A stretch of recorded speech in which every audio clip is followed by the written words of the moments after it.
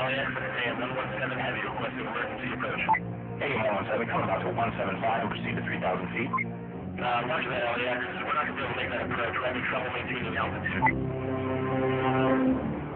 Shaping up to be a rough commute out there today. Watch for an accident on the 101 near Sherman Way. And we're just getting word that the 405 southbound has been shut down completely. It's like some sort of police activity. It's got it cleared for a 2-mile stretch from the 118 all the way up to Victory. As soon as we get more information, we'll let you know. But in the meantime, we'll get you through with another 40 minutes of your favorite hits on KCTV.